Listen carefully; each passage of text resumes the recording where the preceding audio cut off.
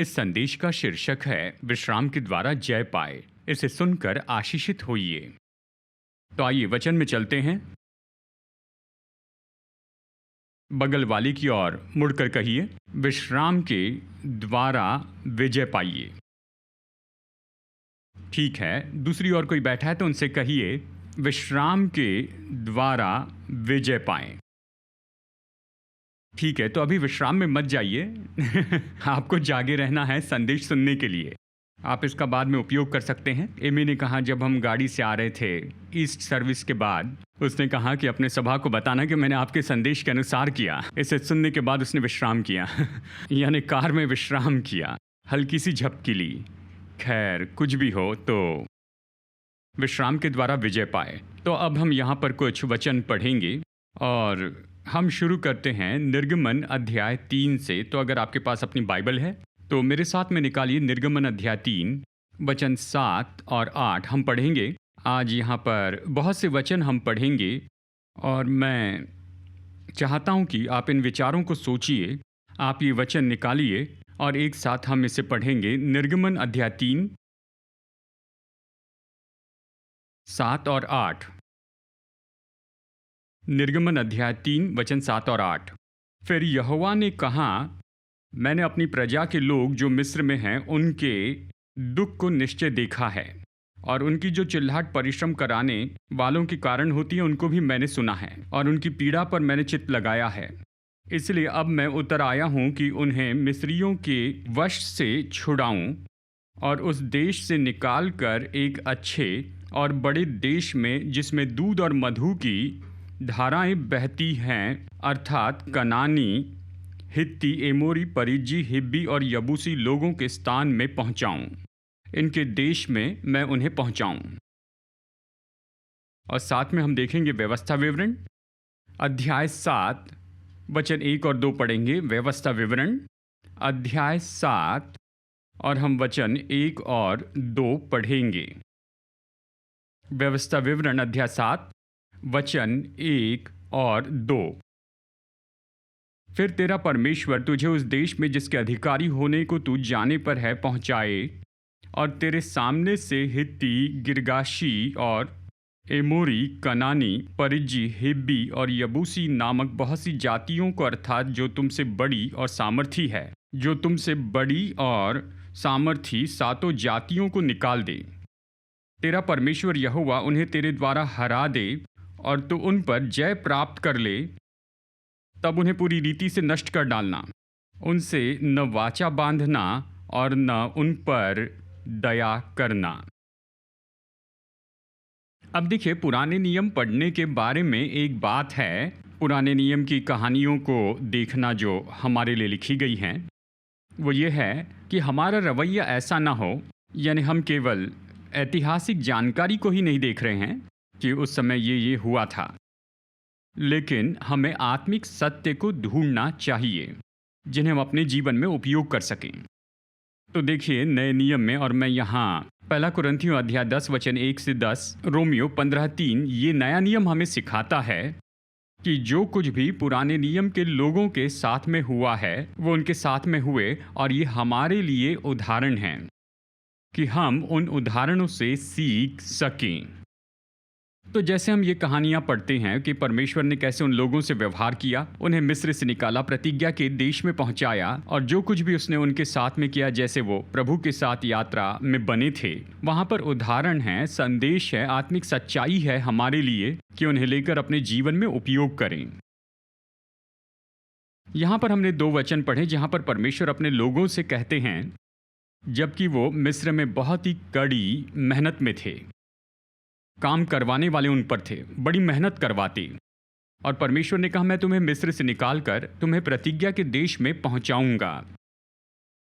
निर्गमन में वो कहते हैं कि ये तो ऐसा देश है जिसमें दूध और मधु की धाराएं बहती। बस ये उपमा के रूप में कहा कि ये आशीष का देश है। तो प्रतिज्ञा का देश तो आशीष का देश है। और फिर हम व्यवस्था विवरण अध्याय 7 में पढ़ते हैं कि जब तुम अपने प्रतिज्ञा के देश में पहुंचोगे, तुम सामना करोगे शत्रुओं का, जाति और देशों का जो कि तुमसे बड़े और बलवान हैं, तुमसे सामर्थी हैं। 7 जातियों का सामना करोगे, लेकिन प्रभु उन्हें तुम्हें सौंप देगा और तुम उन पर जय पाओगे। तो प्रतिज्ञा का देश केवल आशीष की जगह नहीं थी, ये युद्ध की भी जगह थी। लेकिन ये जो प्रतिज्ञा का देश था, ये तो लोगों को दिया गया था, ये उनका देश था, कोई सवाल नहीं। प्रभु ने कहा मैं तुम्हें देता हूं। ये प्रतिज्ञा का देश जो प्रभु ने पुराने नियम में अपने लोगों के लिए रखा था, ये तो दर्शाने वाली बात है, ये तो उपमा है, ये परछाई है और ये दर्शाता है उन प्रतिज्ञाओं को जो परमेश्वर ने आपके और मेरे लिए रखी हुई है। वो प्रयोजन जो प्रभु ने हमारे लिए रखा यीशु मसीह के क्रूस के द्वारा, वो हमारा प्रतिज्ञा का देश है। नए नियम के विश्वासी के नाते जो परमेश्वर ने हमारे लिए उपलब्ध किया है यीशु मसीह के द्वारा। हर एक प्रतिज्ञा जो प्रभु के वचन में कही गई है वो आपका प्रतिज्ञा का देश है। आमेन। यह आपका प्रतिज्ञा का देश, आप जाकर लीजिए। लेकिन प्रतिज्ञा का देश केवल आशीष की जगह नहीं, ये युद्ध की जगह भी है। इस देश में दूध और मधु की धाराएं बहती है, लेकिन साथ ही आपसे बड़े और सामर्थी शत्रु वहां पर है, लेकिन परमेश्वर आपकी मदद करेंगे कि उन पर जय पाए। मैं तुम्हारी मदद करूंगा, लेकिन तुम्हें लड़ना होगा। तो प्रतिज्ञा का देश आशीष का ऐसा स्थान नहीं है जो कि हमें ऐसे ही दे दिया गया बिना कुछ किए, कहा जाए तो नहीं। ये आपका है, लेकिन आपको युद्ध में लड़ना होगा कि दूध और मधु को पाएं। क्या आप समझ रहे हैं? देखिए, ये तो निश्चय उपयोग किया जाना, यह अर्थ है पुराने नियम की उस घटना का जो प्रभु के लोगों के लिए, हमारे लिए है, नए नियम के विश्वासियों के लिए। लेकिन वचन इसके बारे में और ज़्यादा प्रकाशन देता है। तो चलिए भजन 95 देखते हैं। कुछ और वचन हम पढ़ेंगे, भजन संहिता 95, और हम पढ़ेंगे वचन 6 से 11 तक। अब इस वचन के भाग में मैं चाहता हूँ कि आप देखें कि परमेश्वर ने प्रतिज्ञा के देश के बारे में क्या कहा, वो प्रतिज्ञा के देश को क्या कहता है। हम पढ़ने वाले हैं भजन 95 वचन 6 से 11 तक। आओ हम झुककर दंडवत करें और अपने कर्ता यहोवा के सामने घुटने टेके, क्योंकि वही हमारा परमेश्वर है और हम उसकी चराई की प्रजा हैं और उसके हाथ की भेड़ें हैं। भला होता कि आज तुम उसकी बात सुनते। अपना अपना हृदय ऐसा कठोर मत करो जैसे मरीबा में और मस्सा के दिन जंगल में हुआ था। जब तुम्हारे पुरखाओं ने मुझे परखा, उन्होंने मुझको जांचा और मेरे कामों को भी देखा। 40 वर्ष तक मैं उस पीढ़ी के लोगों से रूठा रहा और मैंने कहा, ये तो भटकने वाले मन के लोग हैं और इन्होंने मेरे मार्ग को नहीं पहचाना। इस कारण मैंने क्रोध में आकर शपथ खाई कि ये मेरे विश्राम के स्थान में कभी प्रवेश न करने पाएंगे।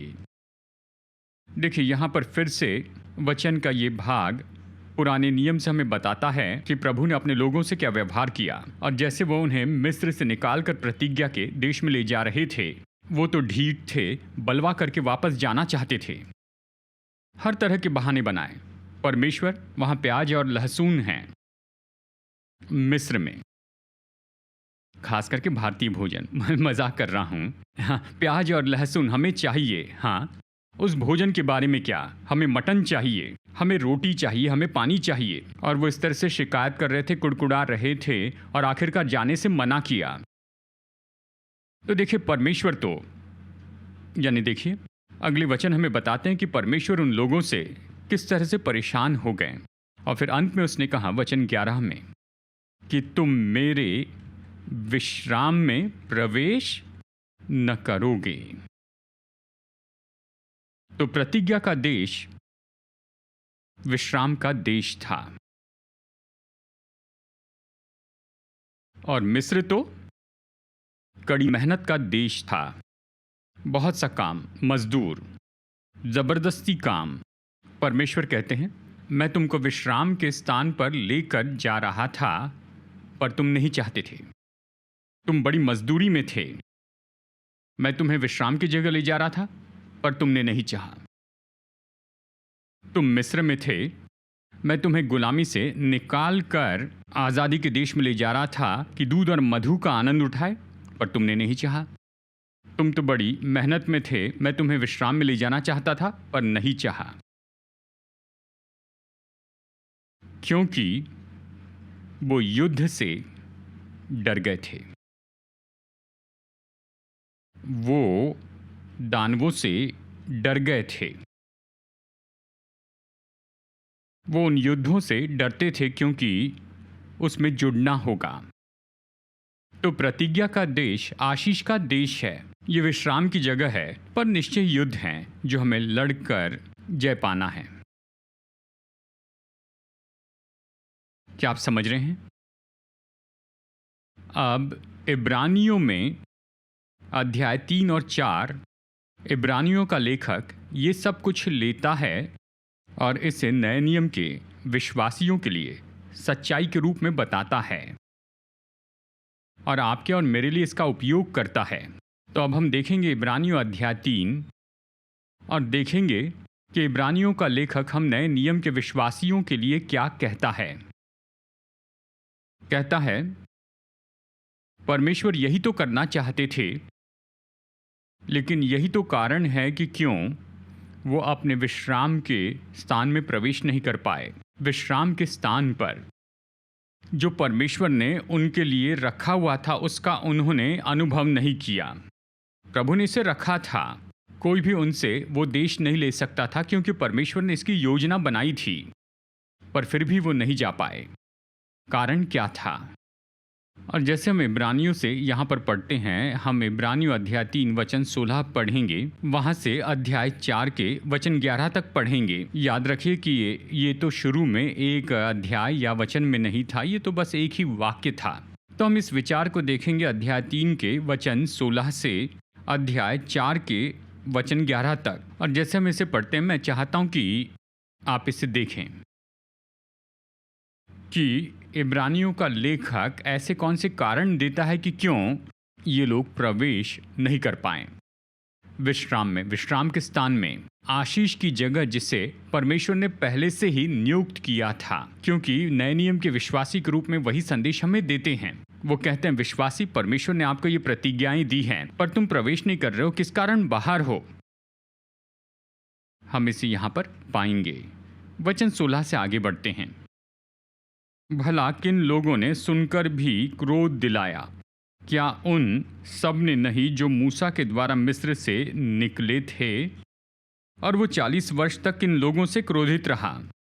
क्या उन्हीं से नहीं जिन्होंने पाप किया और जिनके शव जंगल में पड़े रहें?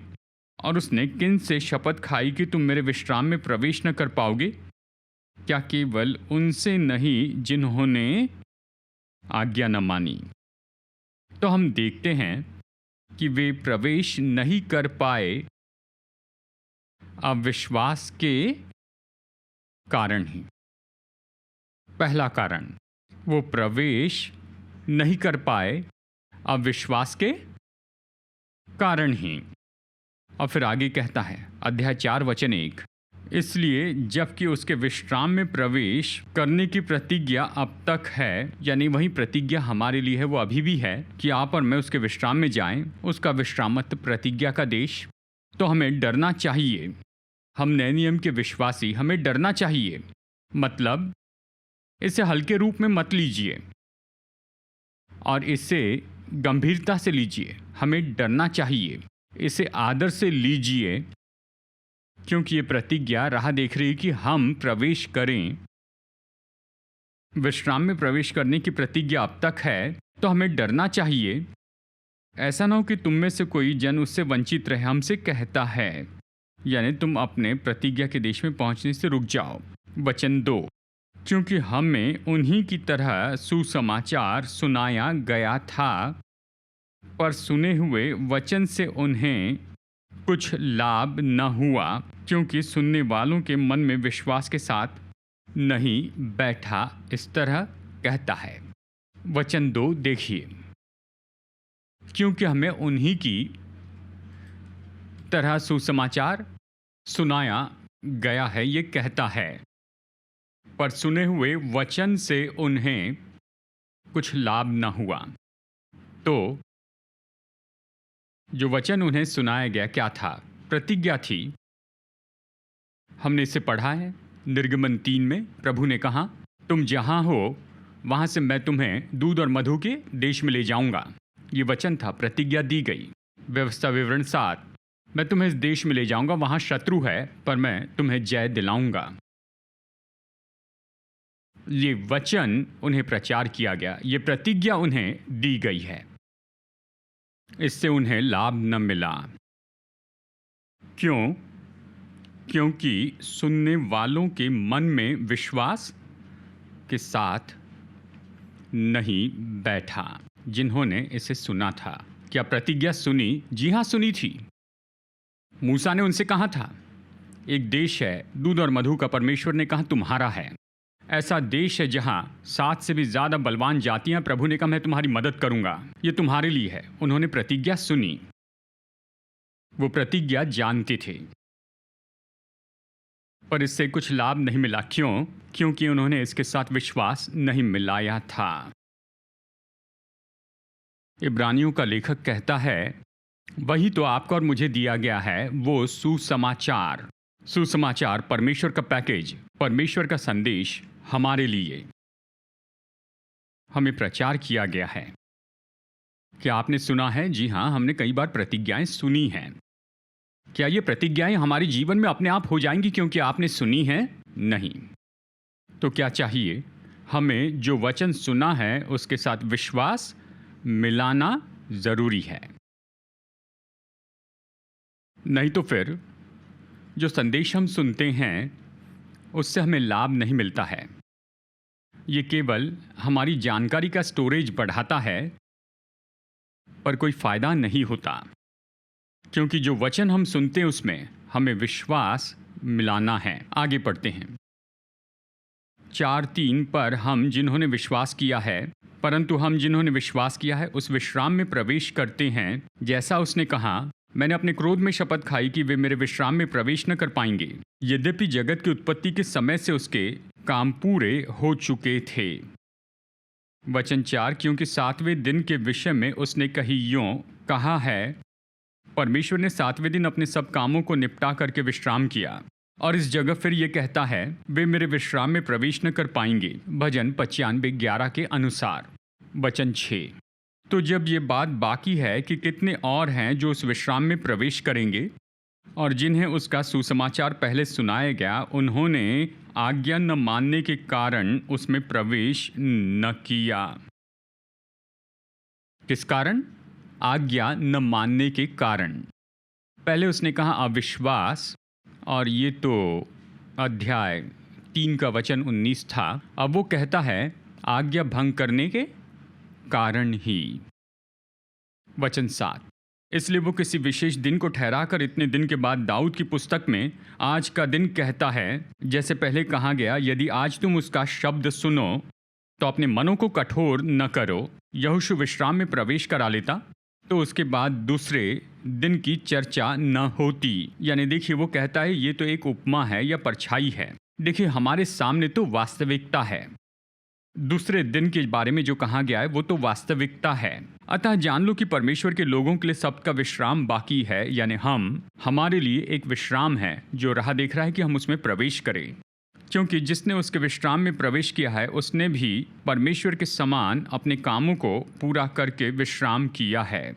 वचन 11, अतः हम, यानी हम जो नए नियम के विश्वासी हैं, अतः हम उस विश्वास में प्रवेश करने का प्रयत्न करें। ऐसा न हो कि कोई जन उनके समान आज्ञा न मानकर गिर पड़े। कहता है हम क्या सीख सकते हैं? तो ये विश्राम का स्थान, चलिए पीछे चलते हैं। प्रतिज्ञा का देश ये युद्ध का स्थान था, पर साथ ही आशीष का स्थान था। ये तो लड़ाई की जगह थी, पर साथ ही ये विश्राम की जगह थी। अब ये प्रतिज्ञा का देश तो उनके लिए ऐसा दर्शाता है जो प्रतिज्ञाएं परमेश्वर ने आपको और मुझे दी है, क्योंकि प्रचार किए गए वचन के बारे में कहता है। अब विश्राम वो किस बारे में कहता है वो हमें यहाँ पर बताता है। जिस विश्राम के बारे में कहता है वो ऐसी जगह है जहाँ पर हम प्रवेश करते हैं कामों में जिन्हें परमेश्वर ने हमारे लिए पूरा कर दिया है। तो यहाँ पर वो 2 उदाहरण देता है वचन 3 में। हालांकि परमेश्वर ने अपना काम पूरा किया है जगत की उत्पत्ति के पहले से ही, मतलब परमेश्वर ने शुरू करने के पहले अपना काम पूरा कर दिया। परमेश्वर ने अपना काम पूरा कर दिया सृष्टि के पहले ही। क्या अर्थ है? प्रभु के मन में ये पूरा हो गया था। वो अल्फा और ओमेगा है, अंत को शुरू से ही जानता है। उसने अंत को बिल्कुल शुरू से देख लिया। उसके मन में ये काम पूरा हो गया था, पूरा हो चुका था।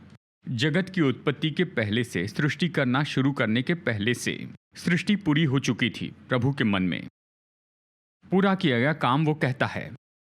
एक और बात जो यहाँ पर वो बताता है, सृष्टि के 7 दिन कहता है 6 दिन प्रभु ने काम किया, 7वें दिन विश्राम किया क्योंकि काम पूरा हो गया। यह वचन 4। उसने कहा मैं यही कह रहा हूं, तो विश्राम क्या है? ये तो ऐसे स्थान में प्रवेश करना है जहां परमेश्वर ने सारा काम पूरा कर दिया है। हम उसमें आते हैं। वचन 10 में ये भी कहता है उसने इस विश्राम में प्रवेश किया अपने ही कामों को पूरा करके। मतलब मैं ऐसी जगह पर हूं जहां मैं लड़ नहीं रहा हूं, यानी मैं काम करने की कोशिश नहीं कर रहा हूं, उसे खुद परमेश्वर ने कर दिया है। क्या आप इसे समझ रहे हैं? हाँ, नहीं या शायद बस अनुमान लगा रहा हूं। तो जो विश्राम में प्रवेश कर चुका है वो अपने कामों से रुक चुका है। मतलब मैं करने की कोशिश नहीं कर रहा, मैं उसमें आ रहा हूं जो परमेश्वर ने मेरे लिए पूरा किया है। प्रतिज्ञा का देश भी ऐसा ही है। परमेश्वर ने कहा मैंने तुम्हें यह दे दिया है, अब तुम इस पर जयवंत हो, ये तुम्हारा है, इसे ले लो। हमारे लिए भी ऐसा ही है। क्रूस के द्वारा मसीह ने काम पूरा किया, उसने कहा यह तुम्हारा है, तुम प्रवेश करो। तो ये विश्राम का स्थान है कि हम उसमें प्रवेश करते हैं जो परमेश्वर ने हमारे लिए पूरा किया है, सब कुछ। लेकिन पुराने नियम में अगर हम पीछे देखें तो उसने कहा 2 कारण हैं कि क्यों वो उस विश्राम में प्रवेश नहीं कर पाए। हमने ये देखा, उनमें विश्वास होना चाहिए था, और चलिए इसे सही तरह से कहते हैं, उसने कहा अविश्वास और आज्ञाभंग करना। हमने सकारात्मक रूप में कहा उनमें विश्वास होना चाहिए था और आज्ञाकारिता, 2 चीजें हैं। तो देखिए, विश्राम बराबर है विश्वास और आज्ञाकारिता। आमेन। विश्राम के स्थान में आने के लिए जरूरी है कि हम हो विश्वास में और आज्ञाकारिता में। प्रभु की प्रतिज्ञा और वचन में विश्वास और आज्ञाकारिता में चले, तब आप विश्राम के स्थान में आ जाएंगे। और उस विश्राम के स्थान में ये नहीं कि युद्ध नहीं होंगे, युद्ध तो होंगे। ये नहीं कि आपको जय नहीं पानी है, आपको तो जय पानी है। लेकिन आप उसमें इस विश्राम के स्थान से जुड़ते हैं। आप विश्राम के इस जगह से अपने युद्ध लड़ते हैं। आप विश्राम की इस जगह से अपने युद्ध लड़ते हैं।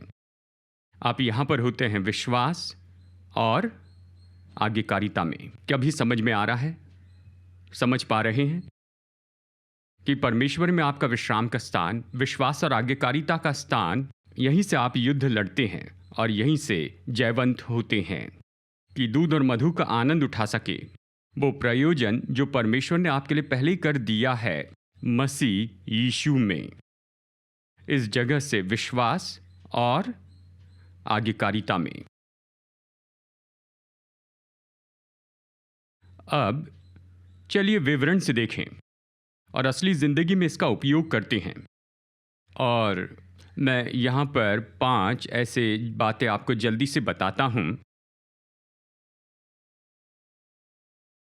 क्योंकि यहाँ पर वो हमें ये बता रहा है कि विश्वासी प्रतिज्ञा के देश को चूक सकते हैं।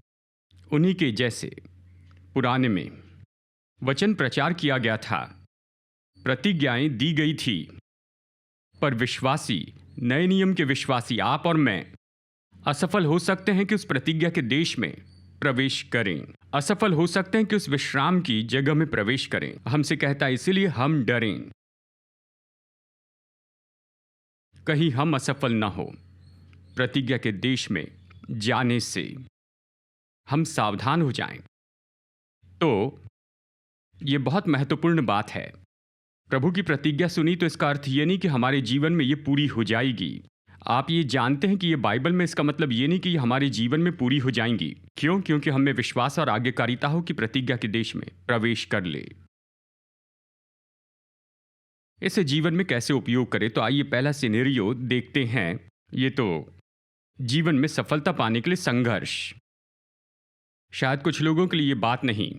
आप सफल या अच्छे से चल रहे हैं विद्यार्थी के रूप में, या फिर आप कॉलेज में होंगे या अभी काम करना शुरू किया है। शायद हो सकता है कि आप मध्यम उम्र के हो, सब ठीक है। कुछ लोगों के लिए बड़ा मुद्दा ना हो, लेकिन मैं ऐसे लोगों के साथ में बैठा हूं जिन्होंने कहा मैंने कोशिश की, असफल रहा। मैं विश्वासियों के लिए कह रहा हूं, मसीह लोग, मैंने इसकी कोशिश की, असफल रहा, उसकी कोशिश की, असफल रहा, इसकी कोशिश की, असफल रहा। फिर हम सुनते हैं कि 5 बार या 6 बार कोशिश की और असफल रहे हैं। हम उन्हें क्या बताएंगे? क्या आप उन्हें यह बताएंगे कि यह प्रभु की इच्छा है कि आप असफल हो जाएं? अगर ऐसा कहे तो झूठ बोल रहे हैं, क्योंकि यह प्रभु वचन नहीं है। क्या हम ये कहेंगे कि आपके जीवन का भाग यही है कि असफल हो जाएं? स्वर्ग में जाने पर चिंता मत करना, बंगला मिलेगा। कहेगा लेकिन मैं तो यहां पृथ्वी पर रह रहा हूं। मैं जानता हूं बड़ा बंगला है, पर स्वर्ग का बंगला यहां पर मदद नहीं करता है। आप उन्हें क्या बताएंगे? क्या उनके लिए प्रतिज्ञा का देश है या नहीं? क्या उनके लिए प्रतिज्ञाएं हैं या नहीं? क्या परमेश्वर पक्षपाती है? क्या उसके कोई पसंदीदा हैं? नहीं। परमेश्वर की प्रतिज्ञाएं तो उस व्यक्ति के लिए हैं, बिल्कुल उतनी ही जितनी दूसरे विश्वासियों के लिए है। तो हमें क्या करना चाहिए? कहना है, सुनिए, विश्वास और आज्ञाकारिता ये आपको आपके प्रतिज्ञा के देश में पहुंचाएगा। शायद दानव तो होंगे, और शायद वो दानव आपसे बहुत ज्यादा बड़े हो। शायद 7 दानव हो या 7 देश जो आपसे बड़े और बलवान हैं, पर प्रभु ने प्रतिज्ञा की है कि यह आपके लिए है और आप उसमें प्रवेश कर सकते हैं। और हमने कुछ वचन बताए हैं, इनमें से हर एक बात पर हम देखेंगे। फिर उन्हें परमेश्वर के वचन में ले जाइए। व्यवस्था विवरण 28:12 में देखिए कि परमेश्वर ने कहा कि मैं तुम्हें तुम्हारे सारे हाथों के कामों में आशीष दूंगा। यहोशू 1:8 में उसने कहा, यदि तुम मेरे वचन पर मनन करोगे और मेरे वचन को मानोगे तो तुम अपने मार्ग सफल करोगे और तुम अच्छी सफलता प्राप्त करोगे। भजन संहिता 1:3 में उसने कहा, धन्य है वो मनुष्य जो प्रभु की व्यवस्था से प्रसन्न रहता है। और वचन 3 में कहता है कि वो ऐसे पेड़ के जैसे होगा जो बहती नदियों के किनारे लगाया गया। उसके पत्ते नहीं मुरझाएंगे, वो अपने ऋतु में फलता है, पत्ते नहीं मुरझाएंगे, और वो जो भी करेगा वो सफल हो जाएगा। क्या ये वचन केवल परमेश्वर के कुछ लोगों के लिए है या फिर सभी लोगों के लिए है? आप ही बताइए। सभी। तो आप इस व्यक्ति से कह सकते हैं, इस भाई या बहन जो भी हो, वो तो असफलता की इस सीरीज में से जा रहे हैं और वो तो इतने निराश है, चाहे जो भी हो। हाँ सुनिए, आप अपने प्रतिज्ञा के देश में प्रवेश कर सकते हैं। बस आपको चाहिए विश्वास और आज्ञाकारिता, और आप अपने विश्राम के स्थान में आएंगे। आप इस वचन को लीजिए। केवल वचन सुनना नहीं है, इसके साथ में विश्वास जोड़ना है। इसका मतलब ये है कि प्रतिदिन आप 15 मिनट तो कम से कम इन प्रतिज्ञाओं को पढ़ते जाएं, जो जीवन की सफलता की गारंटी देता है। इसे कीजिए, क्योंकि इसे सुनना है और इसमें विश्वास जोड़ना है। इन्हीं वचनों को पढ़ते जाएं। इसे पढ़कर कहिए, प्रभु मेरे हाथों के कामों में आशीष देते हैं। मैं अपने मार्ग सफल करूंगा और मैं अच्छी सफलता पाऊंगा। मैं उस पेड़ के जैसे हूं जिसके बारे में भजन 1:3 में कहा गया है, मैं उस पेड़ के जैसे हूँ जो नदी के किनारे पर लगाया गया है। मैं अपने ऋतु में निश्चय ही फलवंत हो जाऊंगा, मेरे पत्ते मुरझाएंगे नहीं और मैं जो भी करूंगा वो सफल होगा। वो मेरी विरासत है, वो मेरी प्रतिज्ञा का देश है। मैं वहां पर जा रहा हूँ, ना ही कोई मनुष्य और ना ही शैतान उसमें प्रवेश करने से रोक नहीं सकता। मेरे प्रतिज्ञा के देश में मैं वचन के साथ विश्वास जोड़ता हूँ। अगर प्रतिदिन इसे करना पड़े तो इसे कीजिए जब तक ये जीवन में वास्तविकता ना हो जाए, क्योंकि परमेश्वर ने आपसे बिल्कुल यही तो कहा है। क्या आप सुन रहे हैं? परमेश्वर पक्षपाती नहीं है। यह ऐसा नहीं जो किसी के लिए काम करे और किसी और के लिए काम न करें। और परमेश्वर तो बस हमसे यही मांग करता है। उसने कहा, देखो तुम में विश्वास होना चाहिए और तुम में आज्ञाकारिता होनी चाहिए कि तुम विश्राम के स्थान में जाओ, कि तुम प्रतिज्ञा के देश में जाओ और उसमें प्रवेश करो जो मैंने तुम्हारे लिए पहले तैयार कर रखा है। ये हो चुका है, ये काम पूरे हो चुके हैं, ये आपका है। एक और सिनेरियो के बारे में सोचिए। ये आम बात है जो मैंने आपके लिए चुनी है। रियल एस्टेट प्रॉब्लम के बारे में सोचिए। क्या विश्वासियों को रियल एस्टेट की समस्या है? अवश्य ही। और जब आप सुनते हैं, यानी विश्वासी आकर हमें बताते हैं, देखिए मैंने इसमें इतना पैसा निवेश किया, ये प्रॉपर्टी खरीदने के लिए, चाहे ज़मीन हो या अपार्टमेंट हो, जो भी हो, और फिर जो कुछ भी कर रहे थे उसमें लीगल प्रॉब्लम आ गए और वो मुश्किल में पड़ गए, तो आपको क्या करना है? क्या ये कहेंगे आपके लिए प्रभु की इच्छा है, या कहेंगे माफ़ कीजिए मेरे पास जवाब नहीं? नहीं। बाइबल में चलते हैं। बाइबल क्या कहती है? क्या बाइबल में कोई प्रतिज्ञा है जिस पर हम खड़े रह सकते हैं? ऐसे कुछ वचन हैं, हमने यहाँ कुछ सूची दी है। भजन संहिता 103 वचन 6, यहोवा सब पिसे हुओं के लिए धर्म और न्याय के काम करता है, उन सब के लिए जो पिसे हुए हैं। भजन संहिता 103 में से हम केवल पहले 2 वचन पढ़ते हैं। वो मेरे पापों को क्षमा करता, मुझे चंगाई देता है, आमेन। ये कुछ लाभ हैं। माफ कीजिए, आगे भी पढ़िए। ये कहता है, हे मेरे मन यहोवा को धन्य कह और उसके किसी न भूलना उसके सभी उपकारों को। वो आपके पाप क्षमा करता है, वो आपकी बीमारियों को चंगा करता है, वो तेरे सिर पर करुणा और दया का मुकुट बांधता है, वो तो तेरी लालसा को उत्तम पदार्थों से तृप्त करता है, जिससे तेरी जवानी उकाब के समान नई हो जाती है। आमीन। और प्रभु पूरा करते हैं धार्मिकता और न्याय को भी उन सभी के लिए जो पिसे हुए हैं। ये तो उस लाभ का भाग है, इसे लीजिए। हाँ, लीजिए। कहिए, प्रभु इस परिस्थिति में ये लोग मुझे सता रहे हैं, ये लोग तो अनैतिक रूप में, गैर कानूनी रूप में और कुछ तोड़ते हुए, और प्रभु आप प्रभु हैं और मेरा भाग तो ये है कि आप धार्मिकता और न्याय लेकर आएंगे मेरे लिए। या दूसरा वचन लीजिए, भजन 125 वचन 3। ये कहता है, क्योंकि दुष्ट का राजदंड धर्मियों के भाग पर बना न रहेगा। राजदंड यानी राज्य, नियंत्रण और प्रभाव जो दुष्ट का है वो धर्मियों के भाग पर बना न रहेगा। देखिए, ये तो बाइबल में है, रियल एस्टेट वचन। ये तो बाइबल में है, ये आपकी प्रतिज्ञा है, पर आपको इसके साथ विश्वास जोड़ना है। केवल इसे पढ़िए मत कि रेखांकित करें येलो कलर, ऑरेंज कलर और रख दें। नहीं, इसे आपके हृदय में उतरना चाहिए। मनुष्य हृदय से विश्वास करता है, कलर हाइलाइटर से नहीं। मनुष्य तो हृदय से विश्वास करता है। यह आपके हृदय में उतरना चाहिए, आपको विश्वास करना चाहिए और कहना है, दुष्ट का कोई राजदंड इस भाग पर नहीं रहेगा, क्योंकि ये तो मुझे दी गई है।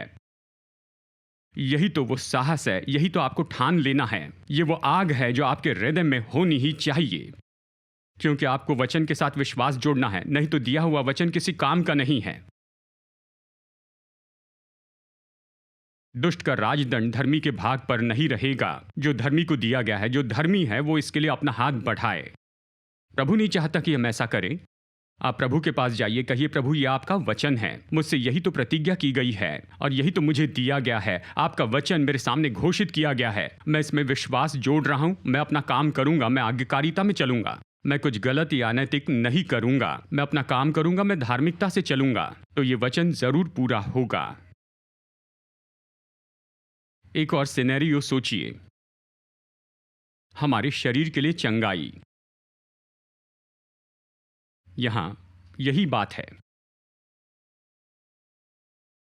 परमेश्वर ने अपने वचन में क्या कहा? ये तो केवल कुछ वचन हैं, ऐसे बहुत से वचन हैं। निर्गमन 23:25 में उसने कहा, तुम अपने परमेश्वर की सेवा करना और वो तुम्हारे अन्न और जल पर आशीष देगा, और मैं तुमसे रोगों को दूर करूंगा, तुम्हारे मध्य से बीमारी दूर करूंगा। उसने ये नहीं कहा तुम प्रभु की सेवा करना, वो तुम्हारे अन्न और जल पर आशीष देगा और तुम्हें बीमारी की आशीष देगा। ऐसा नहीं कहा है। उसने कहा मैं तुमसे बीमारी दूर करूंगा।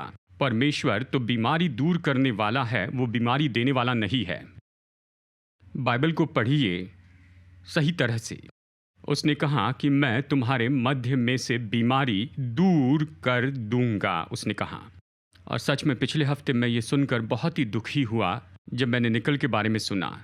मुझे सच में बहुत ही दुख हुआ। वो तो केवल 33 साल के थे और मैंने कहा प्रभु ये नहीं हो सकता है, नहीं हो सकता है। खैर मैं हैरान हो गया क्योंकि मुझे पता नहीं था उन्हें कुछ परेशानी थी, पता नहीं उनकी ज़िंदगी में क्या चल रहा था।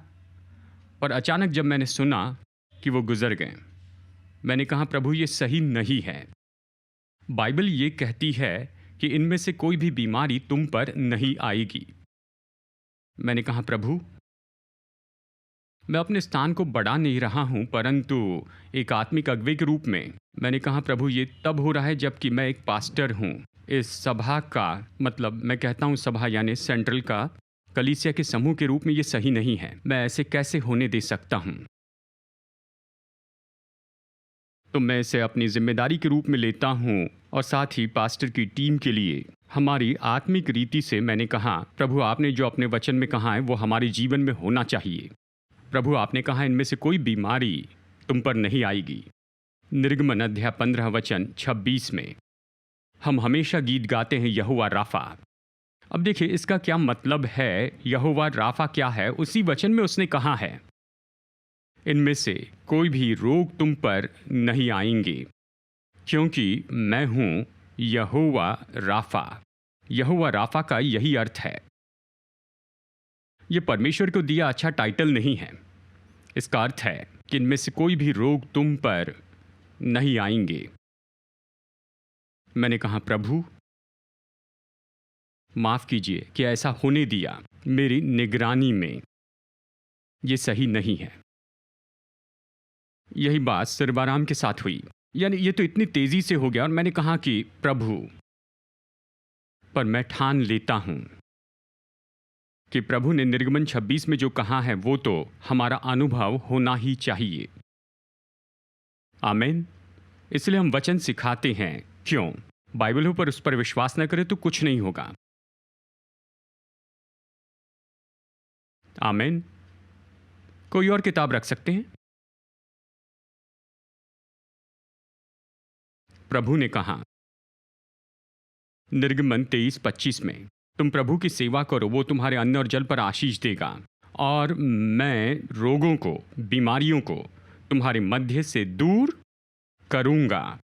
कोई भी बांझ न होगा, किसी का गर्भपात नहीं होगा, और मैं तुम्हारे जीवन के दिनों को पूरा करूंगा।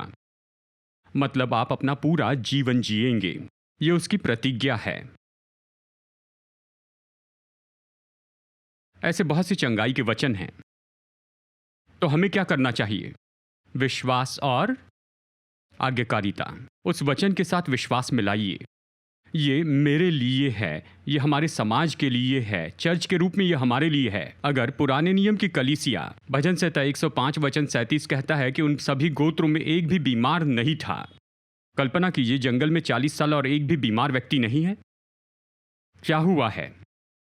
कोई बीमार व्यक्ति नहीं था उन्हें छोड़कर जिन्होंने आज्ञा भंग की, नहीं तो फिर कोई बीमार नहीं था। मैं कहता हूं प्रभु एक ऐसे समाज के रूप में आप हमें रखिए पर हमें वचन के साथ विश्वास मिलाना होगा। मतलब प्रतिदिन आप समय निकालिए कि अपने आत्मा को चंगाई के वचन दीजिए, इसे हृदय में रखिए। कहिए, ये प्रभु का वचन है, मैं इसमें विश्वास मिलाता हूँ। इस वचन में जो मैंने सुना है, जिसे मैं पढ़ रहा हूँ, मैं इसके साथ विश्वास जोड़ता हूँ। प्रभु, मैं विश्वास करता हूँ, अपने हृदय से विश्वास करता हूँ। प्रभु, मैं इस वचन को स्वीकार करता हूँ, ये पूरा हो जाए।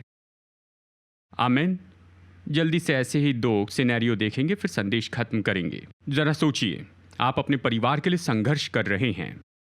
प्रभु ने अपने वचन में क्या कहा? ये तो कुछ वचन है, ऐसे बहुत से वचन हैं। नीति वचन 3:33 वचन का दूसरा भाग, धर्मियों के वासस्थान पर उसकी आशीष होती है। ये किंग जेम्स वर्जन है। आधुनिक शब्दों में कहे तो वो धर्मी जन के घर पर आशीष देता है। नीति वचन 12:7 का दूसरा भाग, परंतु धर्मियों का घर स्थिर रहता है। ये बिल्डिंग के बारे में नहीं कहता, घर यानी परिवार। धर्मियों का घर स्थिर रहता है। भजन संहिता 118 वचन 15, धर्मियों के तंबुओं में जय जयकार और उद्धार की ध्वनि हो रही है। उद्धार यानी परिपूर्णता। वहां आनंद की आवाज है, कोई बहस, लड़ाई झगड़ा या कोसना नहीं, या खाली प्लेटें उड़ने की आवाज नहीं है। बस मजाक कर रहा था। धर्मी जन के घर में आनंद की ध्वनि होती है और उद्धार की। ये तो बाइबल में है। यशा 32 वचन 18, मेरे लोग शांति के स्थानों में निश्चिंत रहेंगे और विश्राम के स्थानों में सुख से रहेंगे, कहता है। ये बाइबल में है। प्रभु अपने लोगों के लिए यही चाहते हैं। क्या आप इसके साथ विश्वास मिलाएंगे? हाँ या नहीं? अगर विश्वास नहीं मिलाएंगे तो परेशान नहीं करेगा, वो बस बाइबल में ही रहेगा। लेकिन आप कहें, परमेश्वर ये तो बाइबल में है, ये मेरे लिए प्रतिज्ञा है, ये प्रतिज्ञा का देश है, आप अपने लोगों के लिए यही चाहते हैं, मैं इसमें विश्वास मिलाऊंगा और मैं इसमें चलते जाऊंगा।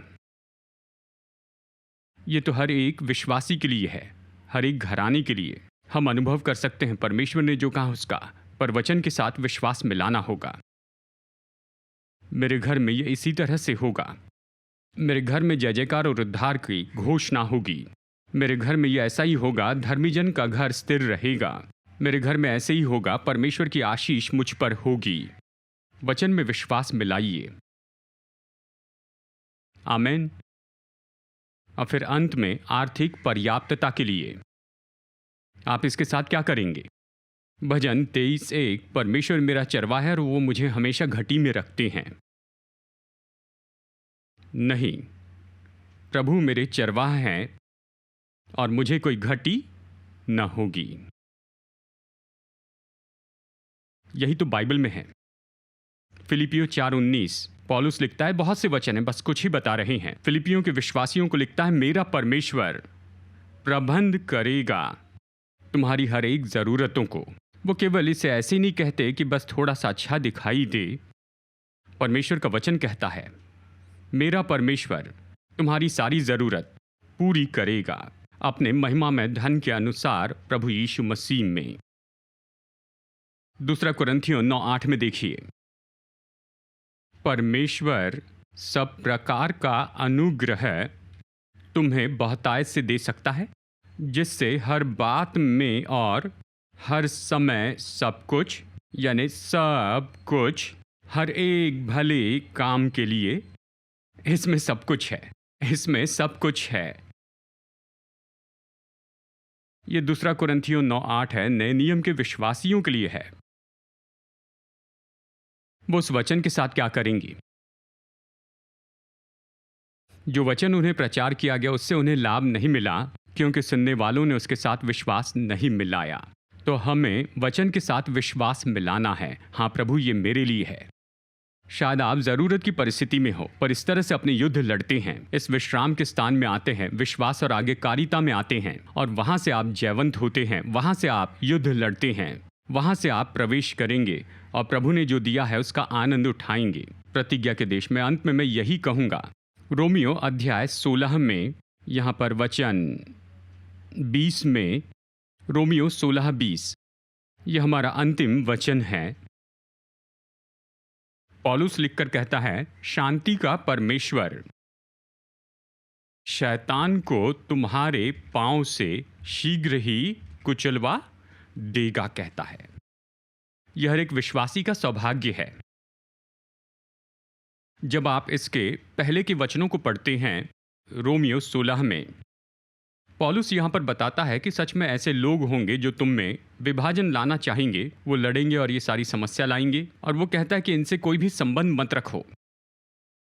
फिर कहता है शांति का परमेश्वर।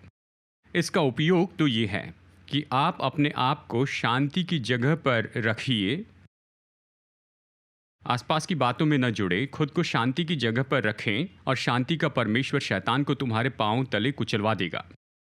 वो यही कह रहा है। क्यों शांति का परमेश्वर कहा? उसने कहा कि तुम खुद को शांति में रखो।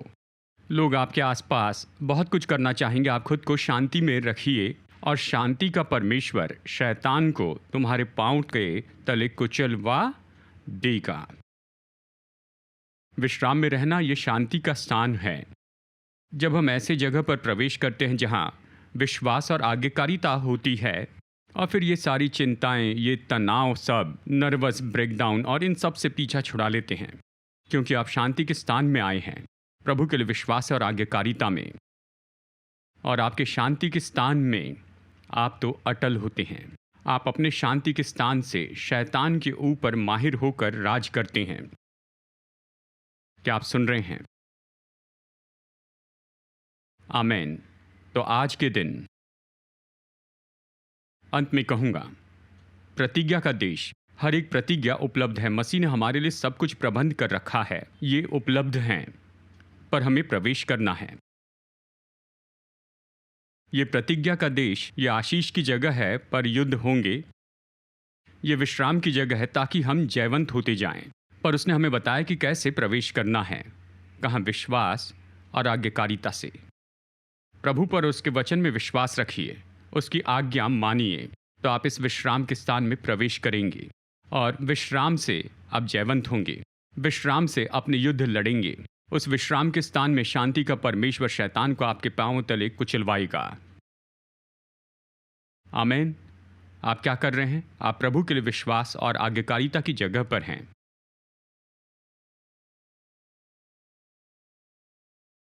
आमीन। तो आइए इस समय हम प्रार्थना करेंगे। प्रभु ने आज अपने वचन के द्वारा आपसे जैसे भी बातें की हैं, कृपया कर कुछ मिनट प्रार्थना कीजिए। हे पिता, हमने आपके वचन की घोषणा की है, और आपने कहा है कि आपका वचन आपके पास खाली नहीं लौटेगा। वह आपके पास खाली लौट नहीं आएगा प्रभु, कि हर एक प्रतिज्ञा जो हमने वचन से कही हैं, वो तो आपके लोगों के जीवन में ज़रूर पूरी हो जाएगी। और अब ये खाली प्रतिज्ञाएं नहीं हैं, परंतु ये तो स्वर्ग के परमेश्वर के वचन हैं, और प्रभु ये ज़रूर पूरे होंगे आपके लोगों के जीवन में, कि हम प्रवेश करेंगे और हम अपने जीवन में प्रभु के वचन को पूरा होते देखेंगे। तो पिता, अपने वचन को साबित कीजिए, चमत्कार के द्वारा, चंगाई के द्वारा, छुटकारे के द्वारा। जैसे प्रभु आज आप अपने वचन को देखते हैं कि उसे पूरा करें प्रभु।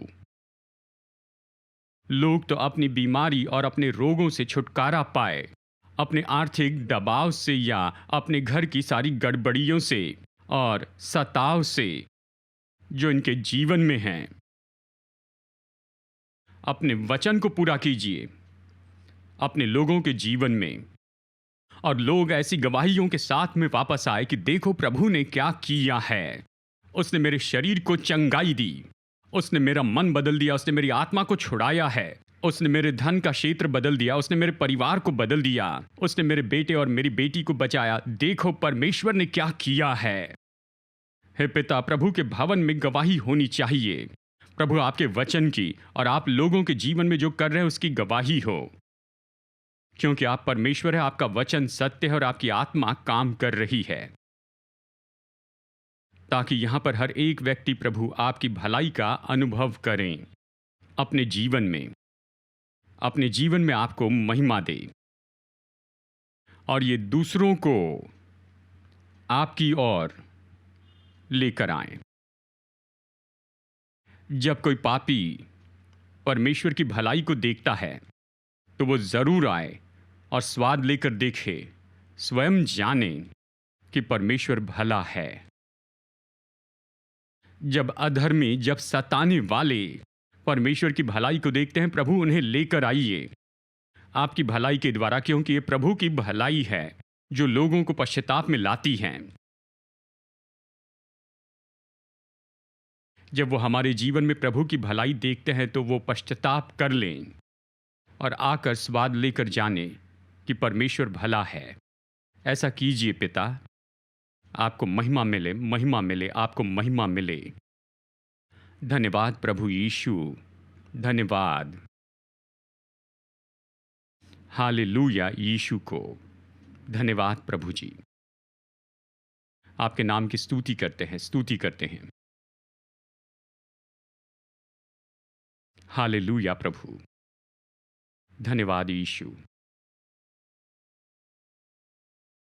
हमारे प्रभु यीशु मसीह का अनुग्रह, हमारे स्वर्गीय पिता परमेश्वर का प्रेम और उसकी पवित्र आत्मा की मधुर उपस्थिति हम में से हर एक के साथ हमेशा होती रहे, यीशु के नाम में। आमेन, आमेन। संदेश सुनने के लिए धन्यवाद। भरोसा करते हैं कि संदेश आपके लिए आशीष रहा। मुफ्त के स्रोत पाने के लिए, जिनमें है सरमन नोट्स और पब्लिकेशन, पाने के लिए विजिट करें apcwo.org पर। बैंगलोर के एपीसी बाइबल कॉलेज की जानकारी पाने के लिए विजिट कीजिए apcbiblecollege.org पर। याद रखिए, all peoples church Bangalore app download कीजिए ऐप या गूगल प्ले स्टोर से।